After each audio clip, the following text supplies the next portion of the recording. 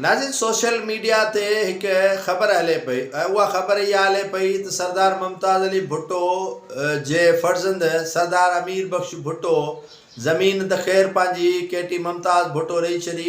खोड़ सारियूं केटियूं आहिनि ऐं उन्हनि में केटी सिर्फ़ु मुमताज़ अली भुट्टो न आहे पर काफ़ी केटियूं आहिनि जेके सरदारनि वटि जागीरदारनि वटि आहिनि ऐं लैंड यूटिलाइज़ेशन जे हवाले सां रिफॉर्म्स ज़ुल्फ़िकार अली भुट्टो आंदा पर उन ते पीपल्स पार्टी मनोन अमल न कयो ऐं पीपल्स पार्टी पाण जागीरदार थींदी पई वञे ऐं ज़मीनूं ख़रीद कनि पिया। अमीर बख्श भुट्टे जे हवाले सां ख़बर हले पई त हू 22 या 26 डिसंबर ते ग़ालिबन मोहतरमा बेनज़ीर भुट्टो जे वर्सीअ ते पीपल्स पार्टीअ में शमूलियत अख़्तियार कंदो।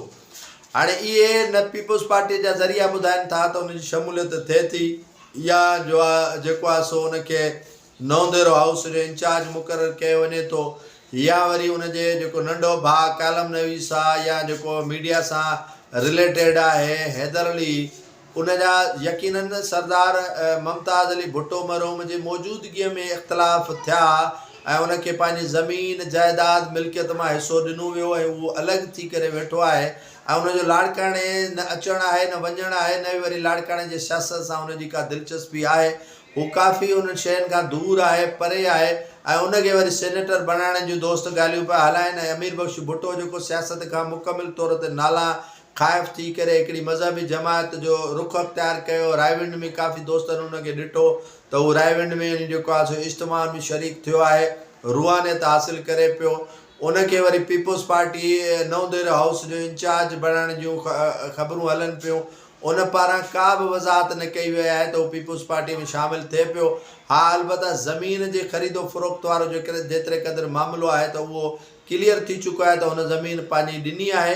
बाक़ी हुनजी सियासत पीपल्स पार्टी में शमूलियत क़बल वक़्तु आहे त हू वाक़िअतन 26 या 22 डिसंबर ते आसिफ अली ज़रदारी जे हथ ते छो शमूलियत कंदो। Asif Ali Zardari Peoples Party Parliamentarian जी सदारत तां इस्तीफ़ा ॾेई चुको आहे। उहो सियासत खां किनारा कश थी चुको आहे। सियासत जेकॾहिं करणी आहे त उहो फरियाल जे हथ ते शमूलियत अख़्तियार कंदो। बिलावल भुट्टो ज़रदारी जे हथ ते शमूलियत करे सघे थो। आसिफा भुट्टो ज़रदारी जे हथ ते शमूलियत अख़्तियार करे सघे थो। आसिफ अली ज़रदारीअ जो हुजणु हिकिड़ी माना ख़ैज़ आहे ऐं जेकॾहिं आसिफ अली ज़रदारी वाक़ई उहो ज़मीन ॾिसण जो शौक़ीन आहे ऐं उहो चाहींदो त जेको आहे सो मुमताज़ अली भुट्टो जी केटी ॾिसां हुनजो जेका ठहियल उते ओतारा आहिनि उहे ॾिसां जेके हुनजी मौजूदगीअ में त हू शायदि कोन ॾिसी सघियो पर शायदि हींअर जेको आहे ॾिसे ऐं उन्हनि खे तरजीह ॾिए त उहा ॿी ॻाल्हि आहे। बाक़ी पीपल्स पार्टीअ में शमूलियत जूं ख़बरूं अञा ताईं गर्दश कनि पियूं पर हक़ीक़त ते मबनी अञा ताईं न आहिनि।